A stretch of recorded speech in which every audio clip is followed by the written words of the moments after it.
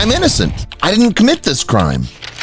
These were Lester Bauer's last words before Texas murdered him on June 3, 2015. But here's what will make you sick to your stomach. They knew he was innocent. The real killers had confessed. The FBI had proof the victims were drug dealers. 3 jurors who sentenced him to death were literally begging the state to stop the execution. But Texas didn't care, because admitting they were wrong would expose the biggest scandal in American justice history. At 6:53 p.m., Lester Bauer's heart stopped beating, and everyone in that room knew they had just witnessed the state-sanctioned murder of an innocent man. What you're about to discover will destroy your faith in the American justice system forever. October 8, 1983. Lester Bauer was living the American dream. Loving wife, beautiful children, successful chemical salesman, active in the church, not even a parking ticket on his record. That same day, 60 miles away, 4 men lay dead in a blood-soaked airplane hangar. Bob Tate, 51, Ronald Mays, 39, Philip Good, 29, Jerry Brown, 52. All shot execution style with a .22 caliber weapon. No witnesses, no murder weapon, no fingerprints, no motive. The case was ice cold until investigators made a discovery that would destroy an innocent man's life. Tate had advertised an ultralight aircraft for sale. Phone records showed Lester Bauer had called about it. That single phone call would put him on death row for 31 years. When questioned, Bauer made the fatal mistake that would seal his fate. He lied. He said he never went to the ranch. But when police found ultralight parts in his garage, his story crumbled. January 20th, 1984, Lester Bauer was arrested for quadruple murder. His wife screamed. His children cried. His neighbors couldn't believe it. How could a man with no history of violence suddenly become a mass killer? April 1984, the prosecution's case was pathetic. No murder weapon, no fingerprints, no blood evidence, no witnesses, no motive, just a phone call, some aircraft parts, and a lie told in a panic. But the prosecutor had a weapon more powerful than evidence. Why would an innocent man lie? His lie proves his guilt. The jury bought it. Tonight, Texas has executed the oldest inmate on death row. Lester Bauer Jr. has been on death row since 1984. Victims' families say they have waited too long for justice in this case. Bauer was the 9th longest serving inmate on Texas death row. Bauer's explanation was simple and believable. Yes, he went to the ranch. Yes, he bought the ultraweight for $3,000 cash. But all 4 men were alive when he left. He lied because he was terrified of being framed for murder. Everyone who knew Bauer testified he was incapable of violence. His wife, his children, his pastor, his neighbors, his colleagues, a gentle man who wouldn't hurt a fly. But the jury didn't care about character. They cared about that lie. That he would have time on this earth to hold his grandchildren, to get to know his daughters that were children when he was taken from them. But he knows where he's going. After just a few hours, they found him guilty of capital murder. "I did not kill these men," Bauer said before sentencing. "I was there earlier that day, but they were alive when I left." The judge sentenced him to death anyway. As guards dragged him away, Bauer turned to his wife. "Keep fighting, the truth will come out."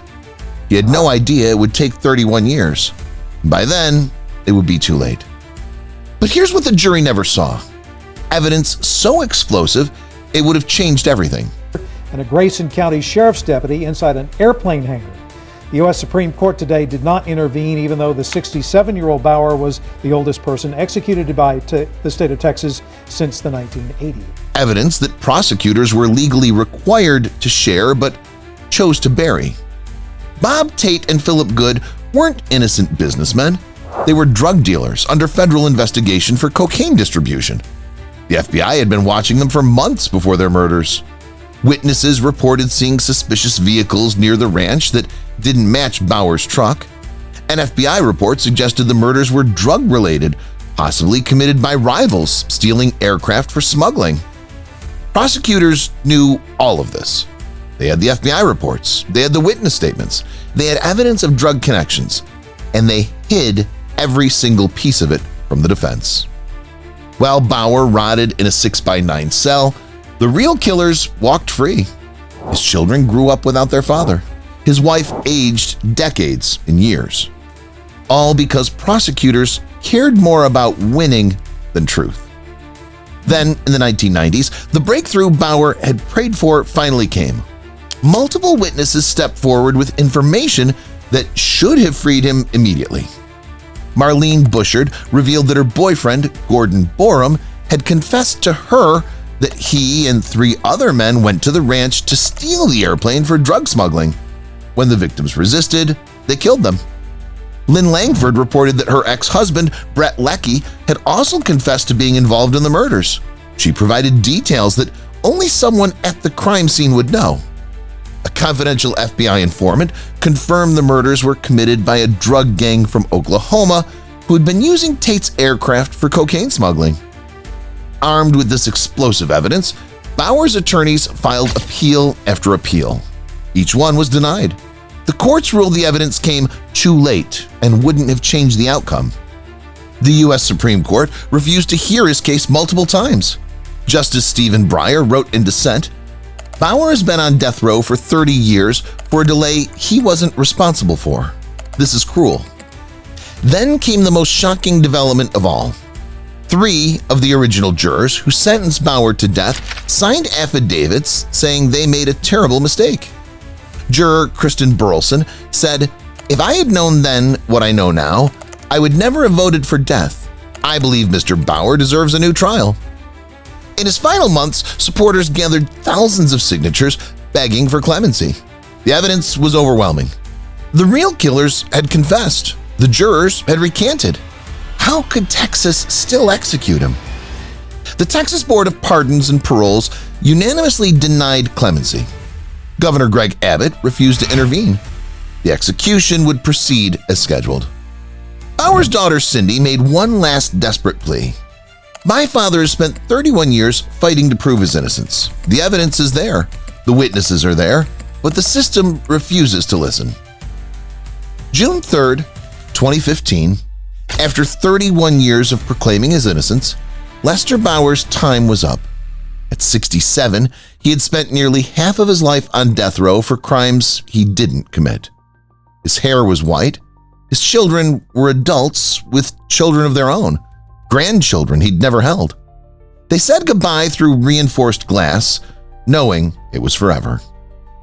At 6:15 p.m., guards escorted Bauer to the death chamber.